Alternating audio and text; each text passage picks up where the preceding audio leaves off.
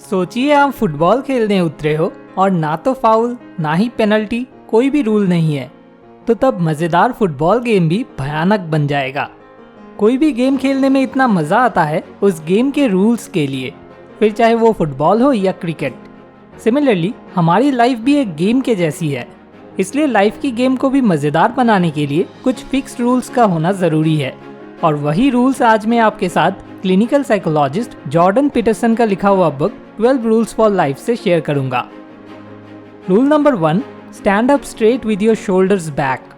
आप ही बताइए कौन सा पोस्चर आपको ज़्यादा अट्रैक्टिव लग रहा है, चाहे जॉब इंटरव्यू हो या फिर डेट। एक गुड पोस्चर आपकी ओवरऑल इंप्रेशन को काफ़ी हद तक बेहतर बनाने में मदद कर सकता है।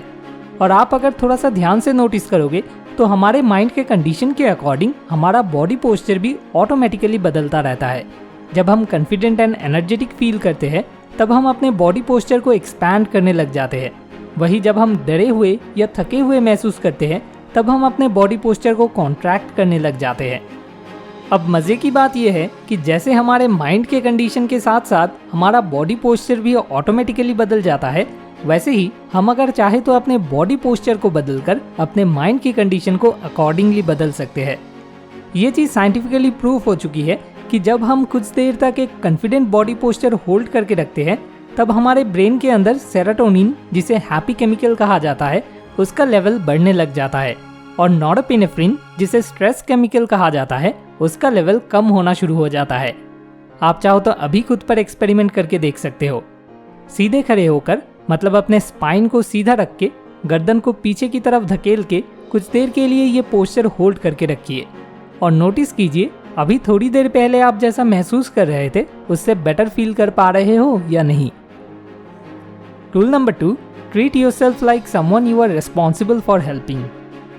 ऐसे बहुत सारे फादर्स हैं जो कि हर रोज सिगरेट पीते हैं, लेकिन उनका बेटा या बेटी अगर सिगरेट पीने लग जाए तो वो ये चीज़ कभी बर्दाश्त नहीं कर पाते। क्यों? क्योंकि उन्हें अच्छे से मालूम होता है कि सिगरेट पीना सेहत के लिए कितना हानिकारक है। अपने बेस्ट फ्रेंड का ब्रेकअप होने के बाद हम उसे सलाह देते हैं सब कुछ भूल के ज़िंदगी में आगे बढ़ जाने के लिए, लेकिन खुद का ब्रेकअप होने पर पूरी तरह से टूट जाते हैं। ये गलती करना अब हमें बंद करना होगा। अपने लव्ड वंस की जैसे हम ख्याल रखते हैं वैसे ही अपने खुद का भी हमें ख्याल रखना होगा। Rule number 3, make friends with people who want the best for you. बचपन में हमें कौन सा खिलौना चाहिए वो हम हमारे दोस्तों के पास क्या क्या खिलौना है वो देख के ही जिद करते थे। बड़े होकर करियर भी दोस्तों में से किसने कौन सा करियर चूज किया है वो देख के डिसाइड करते हैं। और फिर अपने बच्चों को कौन से स्कूल या कॉलेज में एडमिशन दिलाना है वो भी हम हमारे दोस्त उनके बच्चों को कौन से स्कूल या कॉलेज में एडमिशन करवा रहे हैं वो देख के डिसाइड करते हैं। हमारी ज़िंदगी में हमारे पेरेंट्स के जैसा या उससे भी ज़्यादा अगर किसी का इन्फ्लुएंस होता है तो वो है हमारे दोस्तों की। इसलिए किसके साथ आप दोस्ती कर रहे हो ये हमेशा ध्यान में रख के डिसाइड करें। Rule number 4, compare yourself to who you were yesterday, not to who someone else is today. शायद इस बार एग्जाम में आपको C ग्रेड मिला और आपके दोस्त को A ग्रेड। तो अगर आप अपने दोस्त के साथ खुद को कंपेयर करने लग जाओगे तो खुद को आप एक फेलियर महसूस करोगे। लेकिन अगर आप थोड़ा जूम आउट करके सिर्फ पढ़ाई नहीं बल्कि लाइफ के हर एक एस्पेक्ट को ध्यान में रखते हुए अपने दोस्त के साथ खुद को कंपेयर करोगे तो शायद आपको ये देखने को मिल सकता है कि इस साल दिन रात किताब लेके बैठे रहने की वजह से आपके दोस्त का वजन पहले साल से 5 kg बढ़ गया है और उसका चश्मे का पावर भी पहले से काफ़ी बढ़ गया है। वही आप इस साल रेगुलरली फुटबॉल खेलने की वजह से पहले साल के मुकाबले फिजिकली एंड मेंटली दोनों ही तरफ से आप काफ़ी ज़्यादा फिट एंड हेल्दी बन गए हो। इसलिए दूसरे किसी के साथ खुद को कंपेयर करना बिल्कुल ही मीनिंगलेस है, क्योंकि आपके लाइफ के सिचुएशंस कभी भी दूसरे किसी के लाइफ सिचुएशंस के साथ पूरी तरह से सेम नहीं होगा। इसीलिए अगर कंपैरिजन करना ही है तो कल वाले खुद के साथ आज भले अपने आप को आप कंपेयर कर सकते हो। Rule number 5, do not let your children do anything that makes you dislike them. आपके बच्चों को जो चाहिए वो तुरंत ना मिलने पर उनका रोना धोना करना, चीखना चिल्लाना या किसी भी गलत तरीके से बिहेव करना, ये सब अगर आप उनके बचपन में ही प्यार से उन्हें डांट कर ठीक नहीं करते हो तो बड़े होकर जब वो बाहर निकल के दूसरे लोगों के साथ वही सेम बर्ताव करेंगे तब दूसरे लोग ये सब चीज़ें कभी बर्दाश्त नहीं करेंगे। तब आपके बच्चों को शायद काफ़ी डिफ़िकल्टी फेस करना पड़ सकता है। इसलिए कैसा बिहेवियर सोसाइटी में एक्सेप्टेड है और कैसा नहीं है, ये बचपन से ही अपने बच्चों को सिखाना पेरेंट्स का सबसे इम्पोर्टेंट रिस्पॉन्सिबिलिटी है।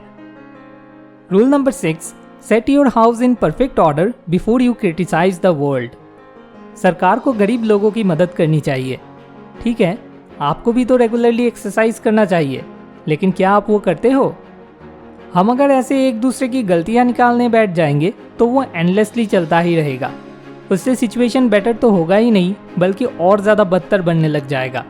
क्योंकि जब कोई आपकी कोई कमी निकालता है तो तब क्या आपके अंदर ऐसा कुछ आता है कि नहीं, इसने सही कहा, मुझे आज से ही ये चीज़ बदलना होगा? या फिर आपके अंदर डिफेंसिवनेस पैदा होना शुरू हो जाता है और आप सामने वाले की कोई कमी निकालने में दिमाग लगाना शुरू कर देते हो।